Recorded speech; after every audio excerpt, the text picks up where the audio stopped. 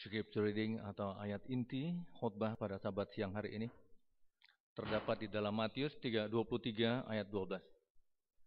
Matthew 23 verse 12.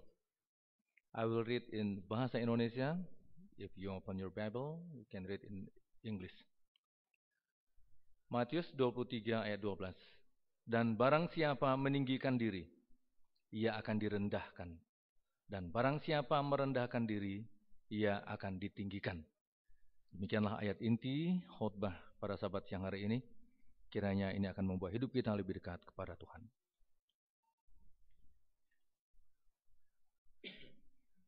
Untuk menyambut khotbah, kita sama-sama nyanyikan lagu Tuhan Bersabda.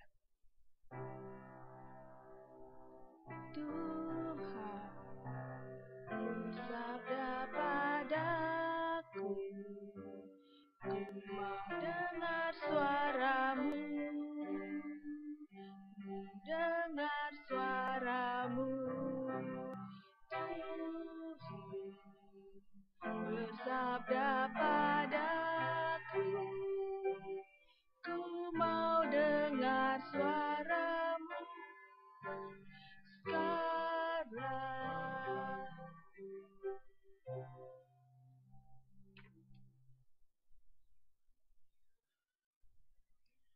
Selamat sahabat saudara.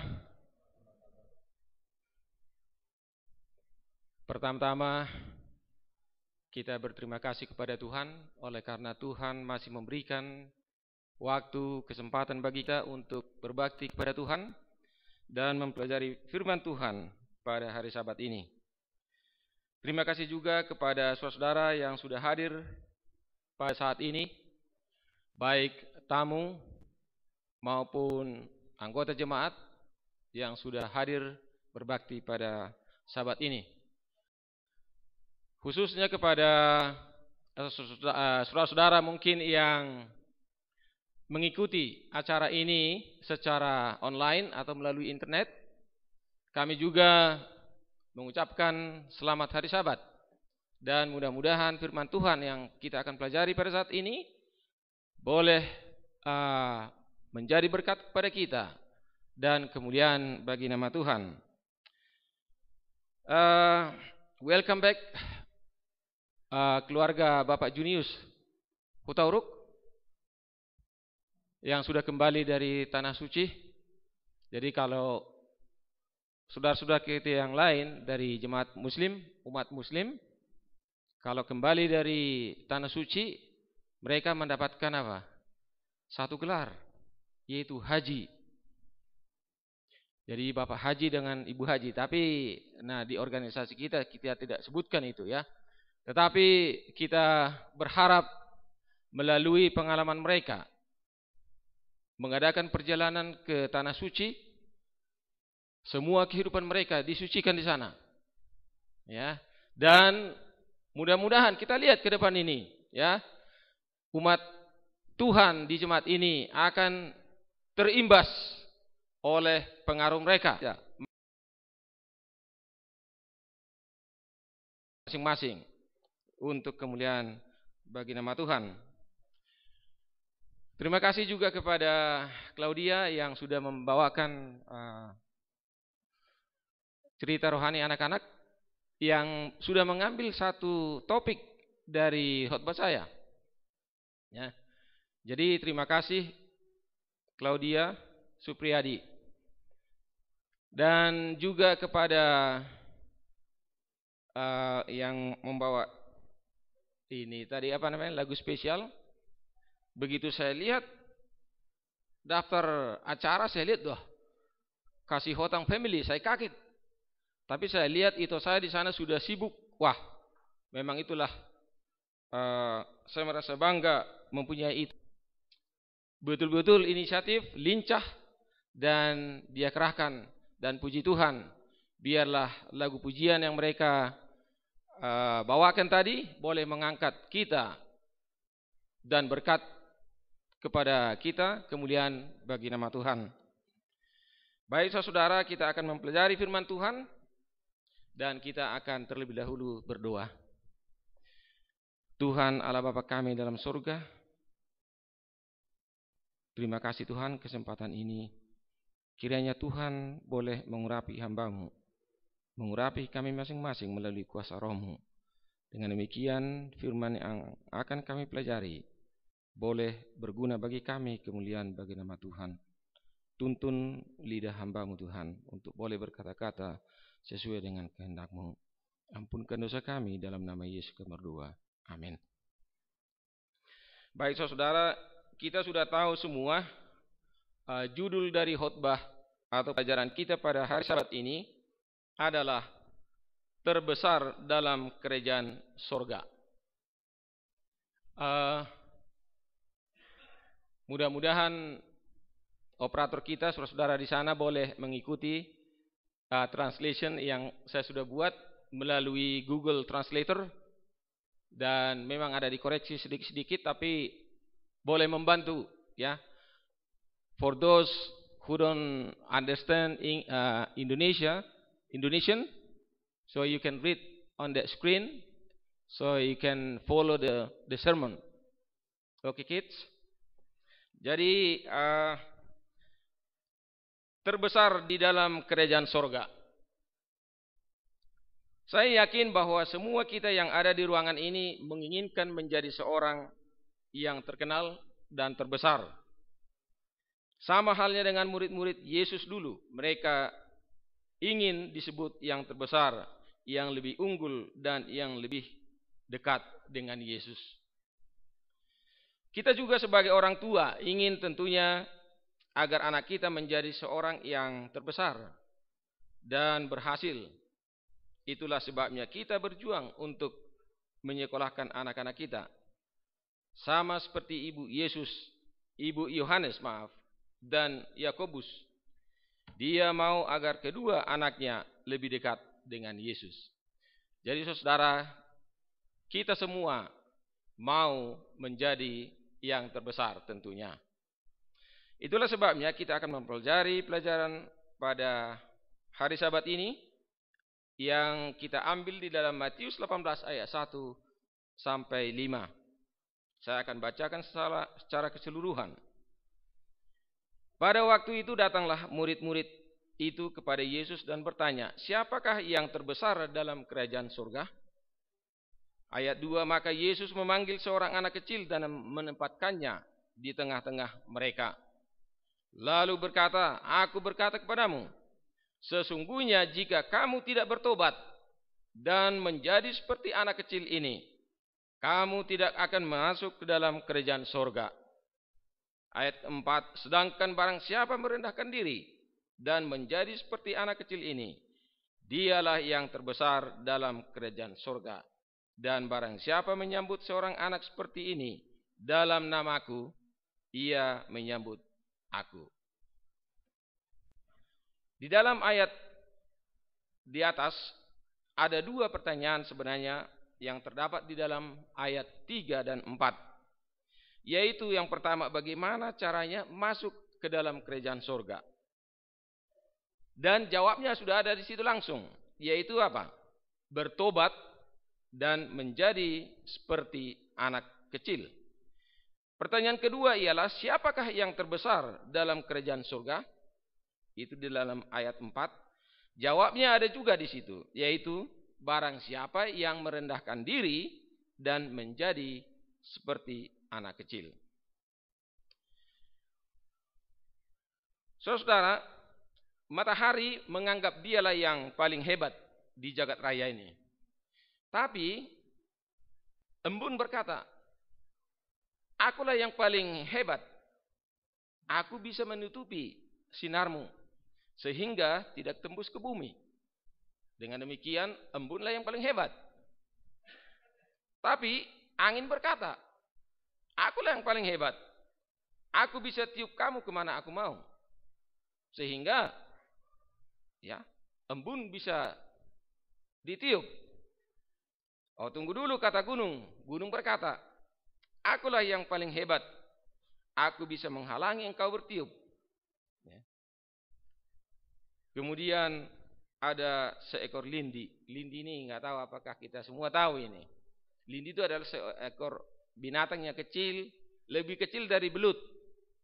Dia berkata, oh bukan kamu yang lebih hebat. Saya, dia bilang, akulah yang paling hebat sebab aku bisa membuat lubang di kaki gunung ini dan bisa longsor. Ya.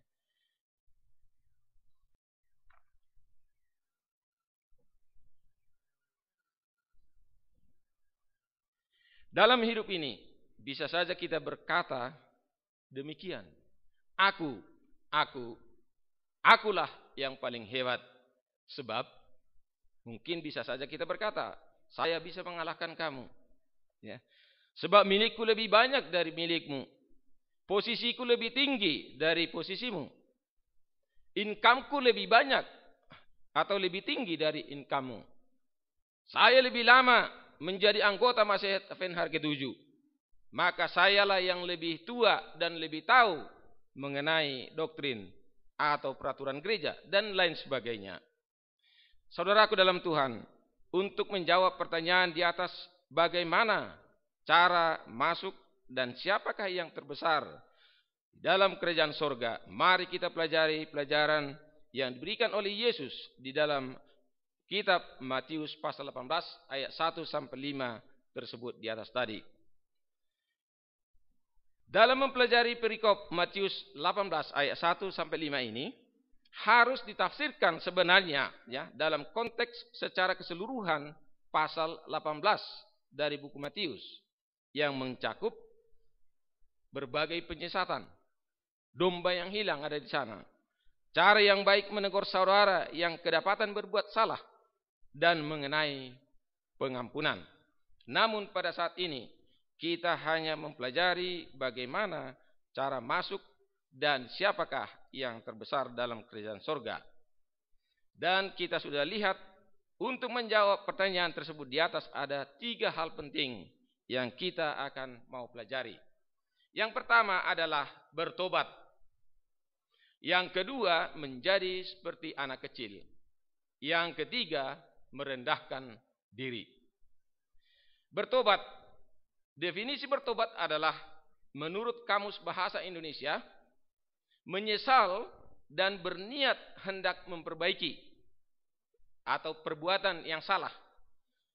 Jadi setelah bertobat, sekarang ia sudah bertobat. Kalau sudah menyesal dan berniat memperbaiki, hendak memperbaiki. Menurut Alkitab, pertobatan yang sepenuhnya secara alkitabiah adalah perubahan pikiran yang menghasilkan perubahan tingkah laku. Kisah 26 ayat 20 berkata, tetapi mula-mula aku memberitakan kepada orang-orang Yahudi di Damsyik, di Yerusalem, dan di seluruh tanah Yudea, dan juga kepada bangsa-bangsa lain, bahwa mereka harus bertobat, berbalik kepada Allah, serta melakukan pekerjaan-pekerjaan yang sesuai dengan pertobatan itu. Dalam bahasa Yunani, kata bertobatlah yang dimaksud Yesus adalah metanoe. Nah, maaf kalau saya pronounce ini agak tidak tepat, tapi metanoe yang terdiri dari kata, suku kata meta adalah berubah. Akhirannya berkaitan dengan 4 istilah penting, yaitu nous sama dengan pikiran, gnosis atau pengetahuan, pneuma roh, pneue adalah nafas. Jadi kalau kita terjemahkan secara umum ialah jika kita artikan secara keseluruhan, maka bertobat artinya ialah perubahan terhadap pikiran, pengetahuan, roh dan nafas atau kehidupan. Metanoe digunakan dalam naskah Yunani dari pernyataan Tuhan dalam Matius 4 ayat 17. Yaitu sejak waktu itulah Yesus memberitakan, bertobatlah sebab kerajaan surga sudah dekat. Kemudian istilah yang sama digunakan oleh Petrus dalam Kisah Para Rasul 3 2 ayat 38. Yaitu, jawab Petrus kepada mereka, bertobatlah dan hendaklah kamu masing-masing memberi dirimu dibaptis dalam nama Yesus Kristus untuk pengampunan dosamu, maka kamu akan menerima karunia Roh Kudus. Ada sebuah ilustrasi, yaitu seorang bapak yang kerja sehariannya adalah seorang pencuri. Mencuri, kerjanya mencuri. Semua keperluan keluarganya boleh dikatakan hampir seluruhnya hasil dari mencuri. Jika kurang pakaian, maka dia akan pergi ke kampung lain untuk mencari pakaian yang sedang dijemur. Jika memerlukan makanan, maka dia akan pergi untuk mencuri makanan entah dari mana saja. Orang di kampungnya sudah tahu dan sudah tahu semua bahwa dia adalah seorang pencuri.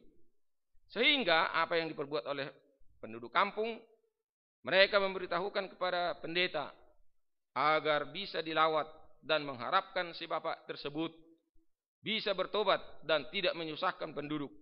Dan ternyata Pak Pendeta pun mulai pergi melawat mereka. Benar, 1 minggu menjelang perayaan Natal, si bapak bertekad untuk bertobat. Sehingga suami istri sepakat untuk memberitahukan Pak Pendeta agar nanti persis di hari Natal, agar Pak Pendeta boleh hadir untuk datang mendoakan dan makan bersama sekaligus merayakan Natal bersama. Tibalah hari Natal di mana pendeta sudah diundang untuk datang dan makan bersama. Sang istri bertanya, kita mau kasih makan apa pendeta ini? Si bapak berkata, oh kita potong saja ayam. Sang istri bertanya, dari mana ayamnya? Oh ya benar juga, kata si bapak. Dan si bapak dengan spontan menjawab, aku akan tangkap ayam tetangga. Saudara, pertobatan bukanlah demikian. Pertobatan adalah menyesal, meninggalkan. Saudara, terkadang kita juga pernah melakukan hal yang sama, di mana kita ingin melakukan yang baik, membantu, tapi dari hal yang tidak baik. Pertanyaan, mengapa Anda harus bertobat? Pertama, karena kita adalah orang yang berdosa. Di dalam Roma 3:23, karena semua orang telah berbuat dosa dan telah kehilangan kemuliaan Allah. 1 Yohanes 1 ayat 10 dikatakan, jika kita berkata bahwa kita tidak ada berbuat dosa, maka kita membuat dia menjadi pendusta dan firman-Nya tidak ada di dalam kita. Saudara, terkadang kita tidak menyadari kekurangan kita. Hanya terfokus kepada kekurangan orang lain, kesalahan orang lain. Itu jelas di dalam Alkitab dikatakan. Matius 23 ayat 24. Hai kamu pemimpin-pemimpin buta, nyamuk kamu tapiskan dari dalam minumanmu, tetapi unta yang ada di dalamnya kamu telan. Matius 7 ayat 3 sampai 5. Mengapakah engkau melihat selumbar di mata saudaramu, sedangkan balok di dalam matamu tidak engkau ketahui? Ayat 4. Bagaimanakah engkau dapat berkata kepada saudaramu, biarlah aku mengeluarkan selumbar itu dari matamu, padahal ada balok di dalam matamu. Hai orang munafik, keluarkanlah dahulu balok dari matamu, maka engkau akan melihat dengan jelas untuk mengeluarkan selumbar itu dari mata saudaramu. Yang kedua, mengapa kita harus bertobat? Karena pertobatan adalah hal yang sangat serius atau penting. Sama halnya dengan setiap orang diperhadapkan kepada keputusan yang harus dia ambil dalam hidupnya. Entah itu dalam dunia bisnis, pendidikan, memutuskan untuk menikah, dan keputusan lainnya. Setiap keputusan pasti ada keuntungan yang ingin dicapai dan sekaligus harus siap menghadapi risiko yang mungkin ditimbulkan oleh keputusannya. Setiap keputusan yang kita buat dalam hidup kita memiliki resiko tertentu yang harus kita hadapi. Orang yang berhikmat akan mengetahui resiko apa yang akan dihadapinya jika ia memutuskan sesuatu.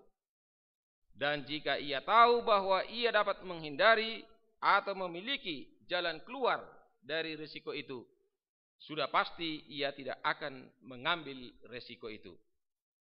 Yang ketiga, mengapa kita harus perlu bertobat? Anda harus yakin bahwa Anda benar-benar telah bertobat. Karena gagal memahami inilah yang menyebabkan sedikit sekali orang Kristen yang benar-benar bertobat. Yang keempat, Anda tidak boleh merasa puas sampai Anda benar-benar yakin bahwa Anda telah diselamatkan. Karena ini akan menjadi pengetahuan yang berkesinambungan dan akan benar-benar memberikan berkat kepada Anda. Apakah bukti yang menunjukkan bahwa Anda belum sungguh-sungguh bertobat? Jadi saudara boleh lihat bila mana saudara belum sungguh-sungguh bertobat. Yang pertama, tidak melihat dan menyadari bahwa dosanya adalah kejahatan terbesar yang patut dimurkai Tuhan. Yang kedua, tidak menghargai kasih karunia sebagai sesuatu yang agung. Yang ketiga, tidak pernah memiliki hati dan pengharapan untuk surga. Yang keempat, tidak pernah merasa sedih dan menderita ketika melihat dosa dan tidak membenci dosa. Yang kelima, tidak memiliki hati yang sungguh-sungguh untuk mengemban tugas suci dari Tuhan, yaitu misalnya menjaga kekudusan dan menuruti firman Tuhan. Yang keenam, mengasihi apa yang ia miliki di dunia ini lebih dari kasihnya kepada Kristus. Itulah tanda-tandanya bila mana kita belum bertobat sungguh-sungguh. Apa bukti bahwa Anda sudah bertobat? Yang pertama adalah mengalami perubahan pikiran atau change of mind. Yang kedua, mengalami perubahan hati, change of heart. Yang ketiga, mengalami perubahan hidup, change of life. Yang keempat ialah mencari kebahagiaan surgawi lebih daripada kebahagiaan duniawi, change of affection. Surga akan bersukacita jika ada satu orang berdosa bertobat. Lukas 15 ayat 7, aku berkata kepadamu, demikian juga akan ada sukacita di surga, karena satu orang berdosa yang bertobat, lebih daripada sukacita karena 99 orang benar yang tidak memerlukan pertobatan. Saudara, itulah mengenai bagaimana kita bertobat. Pelajaran kedua ialah menjadi seperti anak kecil. Ketika Yesus memberikan pelajaran mengenai siapa yang terbesar dalam kerajaan surga, Yesus benar-benar dikatakan sedang memangku dan menempatkan di tengah-tengah orang, ya, seorang anak laki-laki. Ada beberapa sifat seorang anak kecil yang perlu kita hindari, ya. Jadi tidak semua sifat dari anak kecil itu bisa kita ambil. Yang pertama ialah suka cengeng, ya. Suka merengek-rengek. Yang kedua, merasa bahwa milik orang lain adalah miliknya sendiri.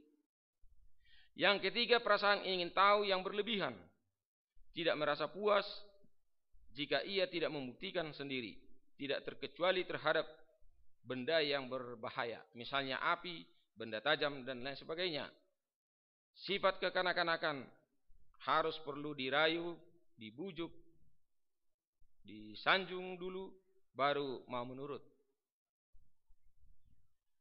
Sifat anak-anak yang perlu ditiru serta dikembangkan di dalam kehidupan kita agar kita boleh dikatakan yang terbesar di dalam kerajaan surga adalah sebagai berikut. Yang pertama adalah merasa hina, merasa kecil, terbuang. hilang dan dianggap tidak berarti. Terkadang seorang anak kecil tidak diperhitungkan atau terabaikan. Yang kedua adalah gampang percaya. Seorang anak kecil gampang percaya. Ya, jadi hati-hati. Tadi Ibu Pendeta Hutauruk tadi sudah memberikan suatu pelajaran yang sangat indah bagi kita. Seorang anak kecil sangat gampang percaya jika kita ceritakan sesuatu dan biasanya akan sulit dilupakan. Yang ketiga, dianggap rendahan, tidak tahu apa-apa atau polos, ya, sehingga sering muncul ucapan, kau anak kecil belum tahu apa-apa. Hati-hati saudara. Kemudian yang keempat adalah mengasihi. Mengasihi dengan setulus hati tanpa ada embel-embel. Jadi saudara, bila mana saudara mau meniru cara mengasihi, pelajarilah bagaimana seorang anak kecil mengasihi. Yang keenam, yang kelima adalah mudah mengampuni. Ya. Baru saja berkelahi atau berantem, sebentar lagi sudah apa? Kawanan. Jadi saya bikin ilustrasi sini hari Sabat. Lalu saya kaget juga. Where's Nathan? Dia teriak di sana, ya. Kalau teriaknya dalam bahasa Batak bisa, "Amang uya, mang, gitu. Saya nggak tahu teriaknya dalam bahasa Inggris bagaimana. Ya. Dia menangis. Datang bapaknya, orang tuanya. Kenapa kamu? Kenapa ini? Wah, ditunjuk-tunjuk sama si Zola. Rupanya mungkin dia tercipit tangannya atau bagaimana lah. Disebabkan oleh Zola. Ya. Jadi saya lihat tadi, wah di sini berdekatan mereka. Ya. Jadi saudara, anak kecil gampang melupakan, ya. Tidak dendam. Kemudian keenam tidak ada perasaan dendam, dan yang ketujuh sangat bersahabat. Jadi jangan anggap remeh terhadap hal-hal yang kecil. Sama seperti ilustrasi pensil. Pencipta pensil berkata kepada pensil setelah siap untuk dipasarkan. Pertama dikatakan apa? Setiap yang kau lakukan selalu meninggalkan bekas atau tanda. Yang kedua, engkau dapat membetulkan kesalahan yang kau buat dengan penghapus. Jadi makanya pensil biasanya di ujung yang lain atas itu dikasih apa? Penghapus, ya, supaya kalau salah tulis dihapus, ya. Nah itu. Kemudian yang berikutnya, hal yang penting adalah apa yang ada di dalammu. Jangan perhatikan apa bentuk tubuhmu, tapi yang penting apa yang ada di dalam itu yang bisa menulis. Yang berikutnya dikatakan, dalam hidupmu akan mengalami kesakitan, di mana engkau harus bahasa Indonesia diserut, ya. Di apa tuh? Diraut atau ditajamkan agar engkau lebih baik dan berguna. Jadi itu biasanya diserut sampai pendek. Pensil saya dari kantor udah segini, ya, tapi masih bisa dipakai. Berikutnya, untuk menjadi sebuah pensil yang terbaik adalah merelakan dirimu untuk dituntun dan diarahkan oleh tangan yang memegangmu itu. Ya. Itulah yang dikatakan oleh yang menciptakan pensil ini kepada pensil. Saudara dalam Yesus Kristus, sebagaimana sebuah pensil yang walaupun kecil, kita dapat digunakan untuk suatu pekerjaan yang indah, yang menghasilkan dan bermanfaat baik bagi sesama, teristimewa bagi pekerjaan Tuhan. Dan topik yang terakhir ialah merendahkan diri. Tadi sudah disinggung oleh Claudia Supriyadi.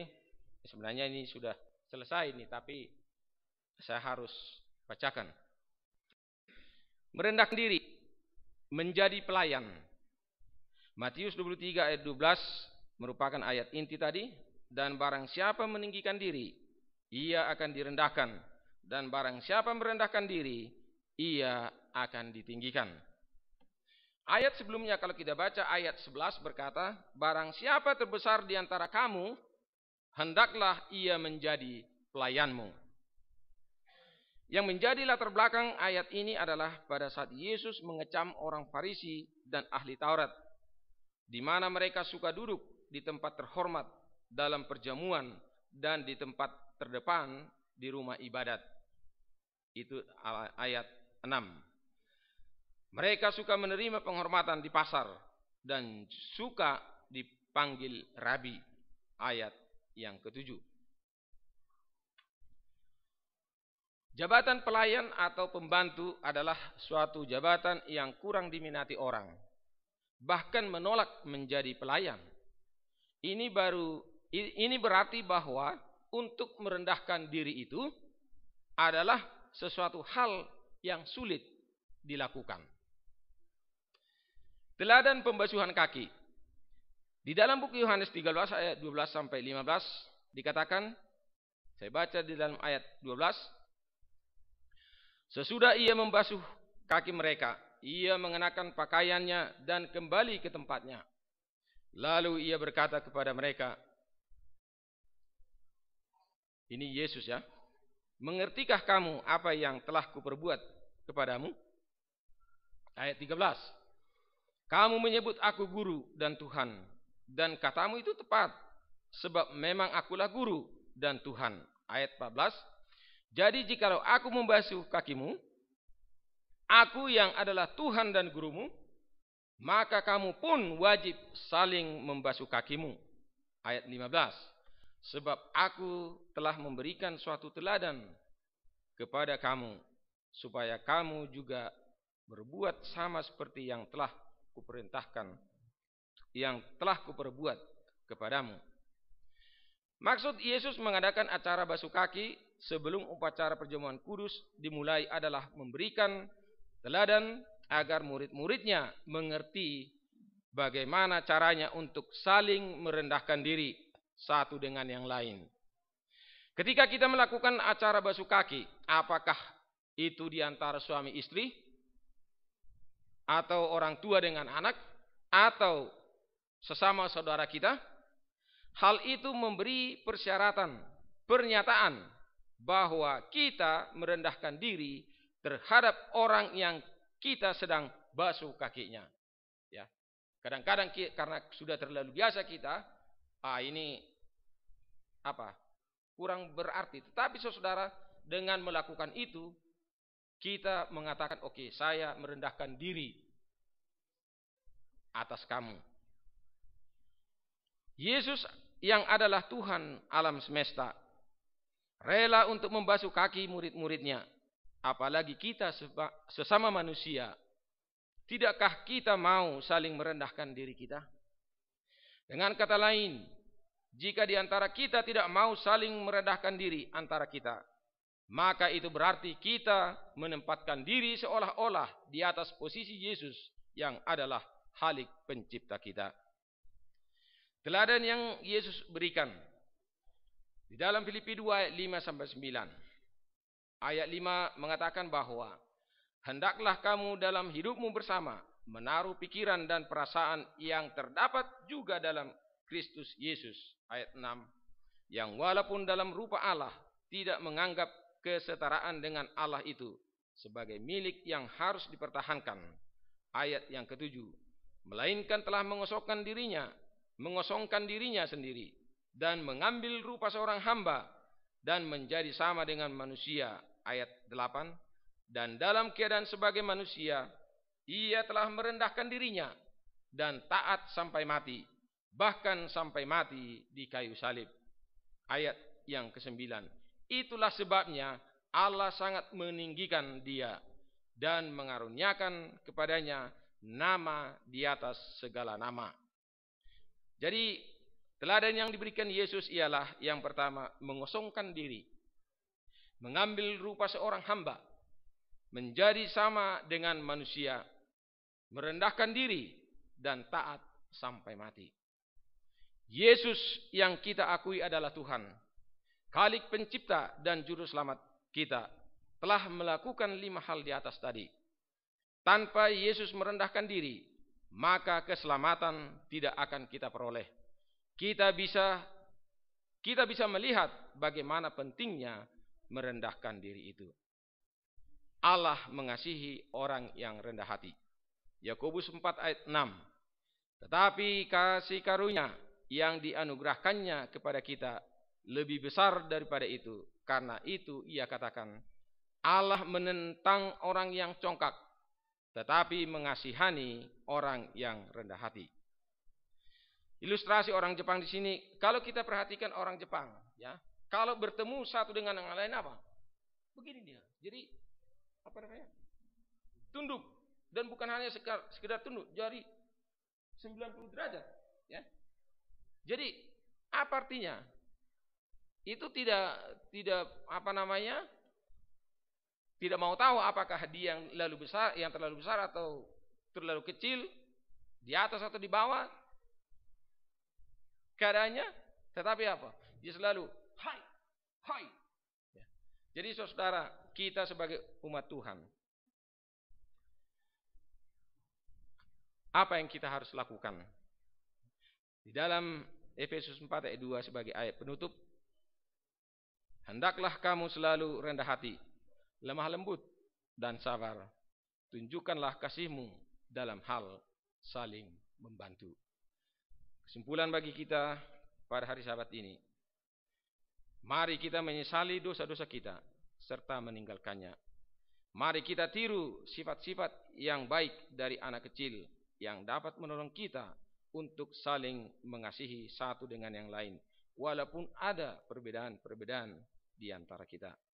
Dengan merendahkan diri di antara sesama, terutama di hadapan Tuhan, maka kita akan ditinggikan dan yang melayakkan kita memperoleh kerajaan surga. Tuhan kiranya akan memberikan kuasa dan kekuatan kepada saudara dan saya agar kita dapat menjadi pelaku firman, bukan hanya pendengar firman. Kiranya Tuhan memberkati kita. Amin.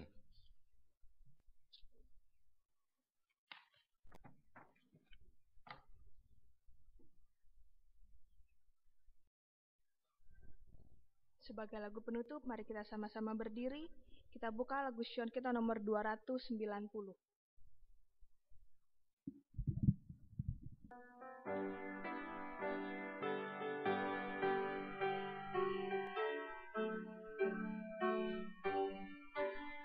Sama-sama.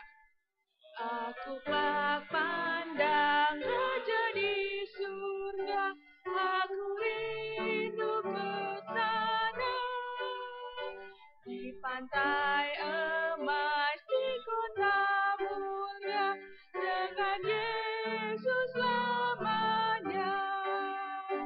Pandang Raja dalam mulianya, puji Dia selama-lamanya. Ganti aku mati di Golgota, aku kelak pandang Raja. Aku kelak beradu kesukaan di mana tiada maut. Aku nanti akan berkerajaan dan Raja salam. Pandang Raja dalam mulianya, puji Dia selama-lamanya.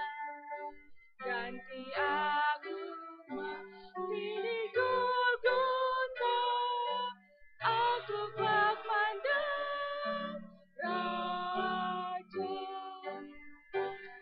Aku kelak pandang dan puji Raja, dan melihat wajahnya. Aku akan nyanyikan ramanya yang menuntun ke surga.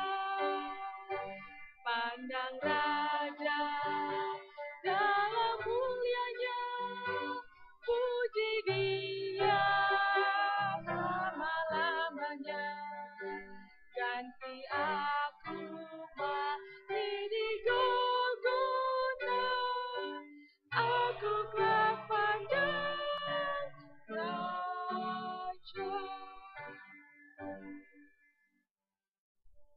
Mari kita berdoa. Tuhan Allah Bapa kami yang bertahta dalam kerajaan surga, terima kasih Tuhan oleh karena tuntunan Tuhan melalui kuasa Roh-Mu, di mana kami telah mempelajari firman Tuhan. Kiranya firman itu boleh kami hidupkan dalam kehidupan kami, dan boleh kami muliakan nama Tuhan. Berkati Tuhan saudara-saudara kami juga yang telah mengikuti acara ini secara online dimanapun mereka berada. Kiranya Tuhan memberkati mereka satu persatu, dan biarlah itu boleh berguna bagi mereka untuk mendekatkan kehidupan mereka kepada Tuhan. Memberkati kami sepanjang sisa hari Sabat ini Tuhan, dan juga berkati makanan yang sudah dipersiapkan untuk kami makan. Biarlah itu boleh menjadi kesehatan bagi tubuh kami. Ampunkan dosa kami, dalam nama Yesus kami berdoa. Amin.